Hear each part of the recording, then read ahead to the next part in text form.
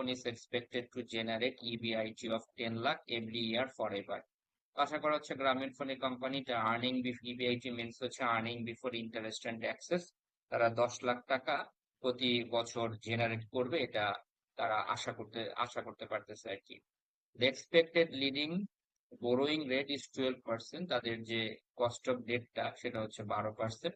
Currently it has no debt, তাদের বর্তমানে কোনো ঋণ নাই, এবং তাদের কস্ট অফ ইকুইটি যেটাকে শর্টকাট বলে KE, অন্য নাম হচ্ছে KSU, একই কথা, 20% দেয়া আছে।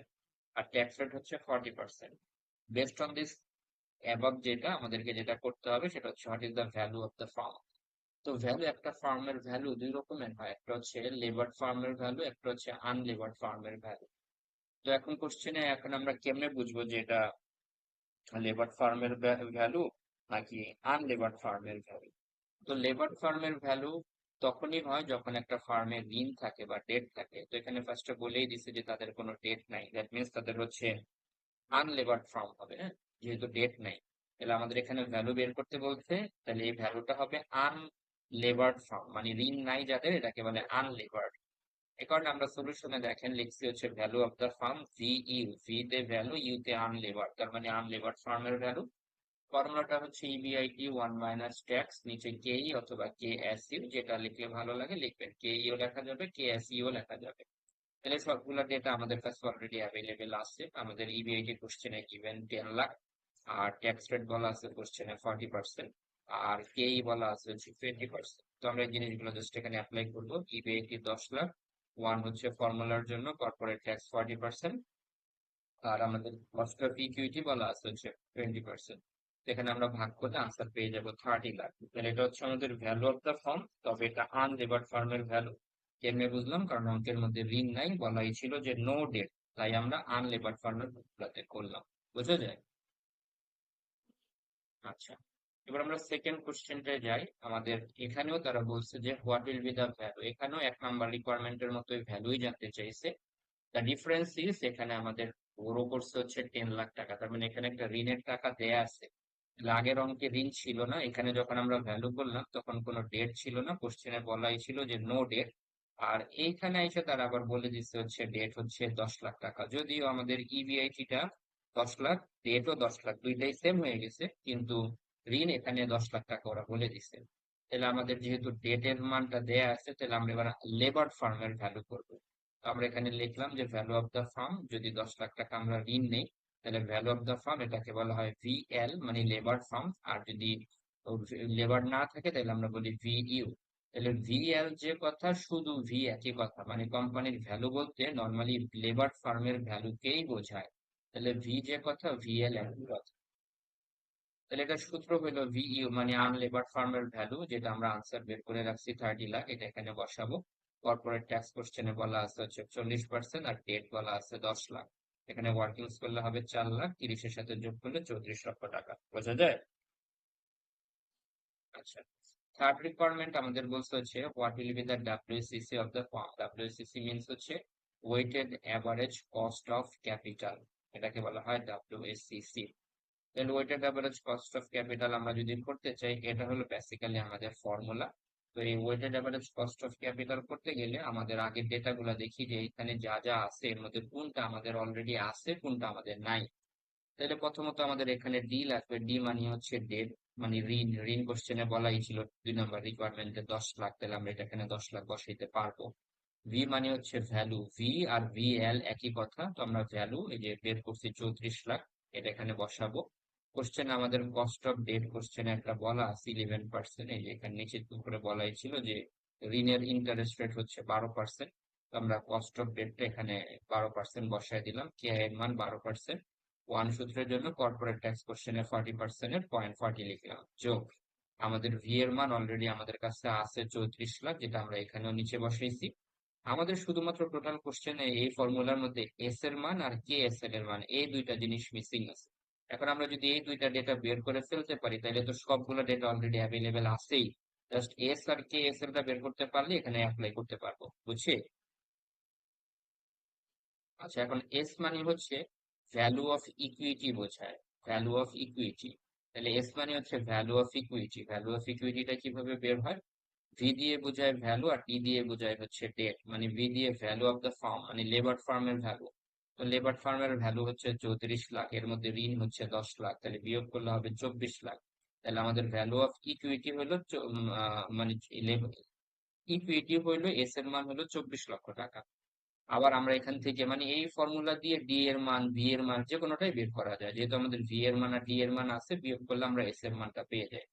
তো আমরা এখন কেএসএল টা বের করব। তাহলে এই কেএসএল এর ফর্মুলাটা হচ্ছে আবার কাইন্ড অফ এটা কেএসইউ যে কথা, কে ই একই কথা। কোশ্চেন এটা 20% বলাই ছিল সবার উপরের দিকে, এটা আমরা অলরেডি অন্য জায়গায় ইউজও করছি 1 নাম্বার রিকোয়ারমেন্টে।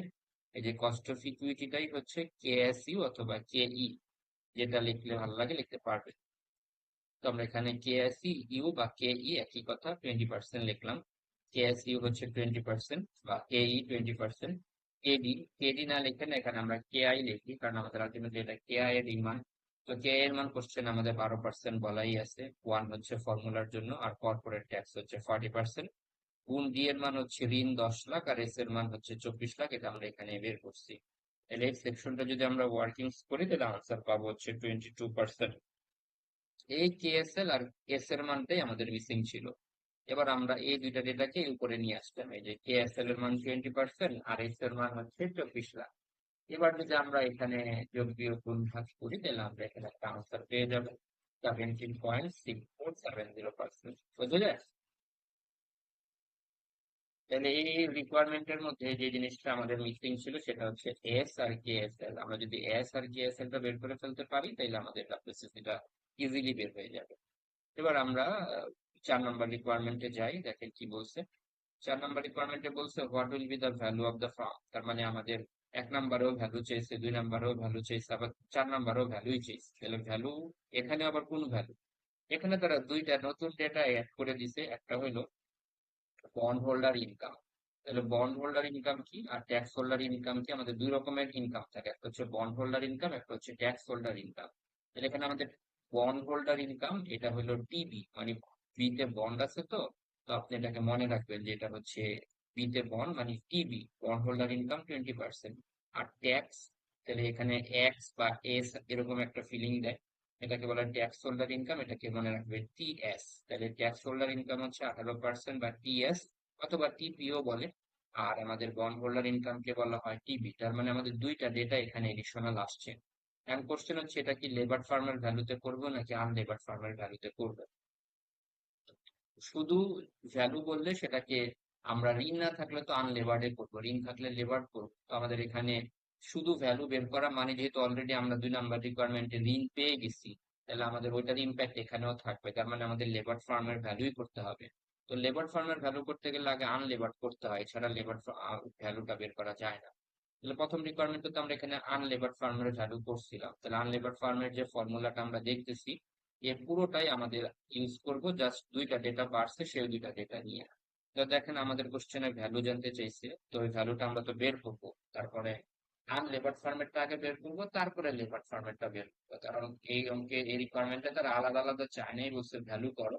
এখন আনলেবার্ডটা করবো না লেবারটা করবো, যেহেতু আমাদের কাছে ঋণ আসছে 2 নম্বর রিকোয়ারমেন্টে, তাহলে লেবারটাই করতে হবে। তো লেবারটা করতে গেলে অবশ্যই আনলেবারটা আগে করে নিতে হবে।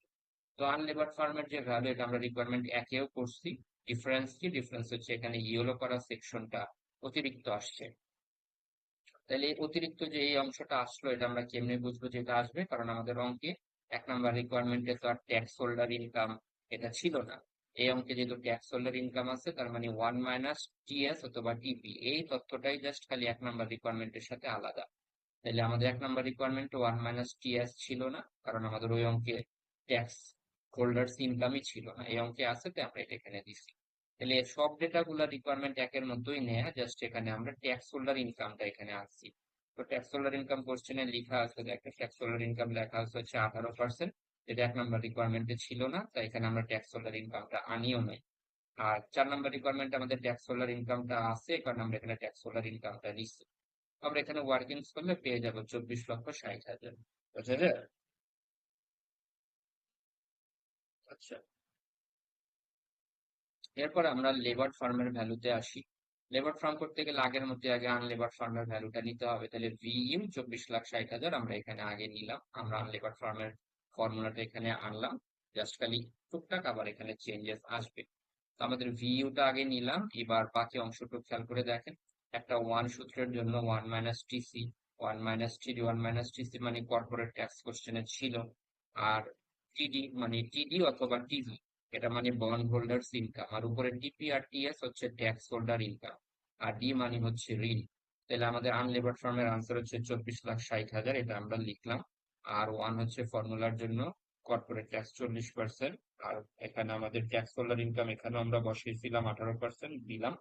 আর বন্ড হোল্ডার ইনকাম কোশ্চেনে বলা আছে হচ্ছে 20%, এখানে আমরা দিলাম 14.21 থেকে বিয়োগ দিলাম। আর এখানে গুণ দিয়ে আমরা 10 লাখ হচ্ছে ডি এর মান, এখানে 10 লাখ বসিয়েছি। এবার যদি আমরা এখানে ওয়ার্কিংস করি, তাহলে আমরা এই সেকশনের ওয়ার্কিংস করলে 0.385, 10 লাখের সাথে গুণ দিলে 3,85,000, 24,60,000-এর সাথে যোগ দিলে আমরা 28,45,000 টাকা আনসার পেয়ে যাবো। বুঝা যায়? আচ্ছা, তাহলে আমরা 4 নাম্বার রিকোয়ারমেন্টে বের করলাম। এবার 5 নাম্বার রিকোয়ারমেন্টে যাই। বলছে কনসিডার দ্য রিকোয়ারমেন্ট 4, মানে আমরা রিকোয়ারমেন্ট 4 এ যে আনসারটা বের করলাম ওইটাকে ইউজ করে ভ্যালু অফ দ্য ফার্ম বের করো। আবার যদি ফাইন্যান্সিয়াল ডিস্ট্রেস কস্ট হয় 5% of the present value of the debt, ঋণের যদি 5% ডিস্ট্রেস কস্ট হয়, তাহলে ডিস্ট্রেস কস্ট কি বা ফাইন্যান্সিয়াল ডিস্ট্রেস কস্ট কি? তাহলে ফাইন্যান্সিয়াল ডিস্ট্রেস হচ্ছে এমন একটা financial situation of a company when if a company cannot pay its liability or debt or interest, এরকম মানে একটা প্রতিষ্ঠান যখন তাদের ঋণের সুদ এগুলো পরিশোধ করতে ব্যর্থ হয়, ফাইন্যান্সিয়াল কন্ডিশন ভালো থাকে না, ওই সিচুয়েশনটাকে বলা হয় ফাইন্যান্সিয়াল ডিস্ট্রেস। তো আমাদের এটা 4 নাম্বার রিকোয়ারমেন্টের আনসার মিলায় করতে হবে, তাহলে এখানেও ভ্যালুই জানতে চাইছে। তো আমরা এখানে লিখলাম ভি, ফর্মুলাটা হচ্ছে ভিএল। ভিএল মানে যেটা আমরা মাত্র 4 নাম্বার রিকোয়ারমেন্টে বের করছি ওইটা নিয়ে করতে বলছে। তো আমরা যে 28,45,000 নিলাম। আর এখান থেকে বাদ দিতে হবে হচ্ছে ঋণের 5% করে, সেটা বাদ দিতে বলা হয়েছে। তো ঋণ হচ্ছে 10 লাখ, আর ফাইন্যান্সিয়াল ডিস্ট্রেস কস্টের পার্সেন্ট বলে দিচ্ছে 5%। 10 লাখের 5% করে 28,45,000 থেকে বিয়োগ দিলে আমরা পেয়ে যাবো 27,95,000 টাকা। বুঝা যায়?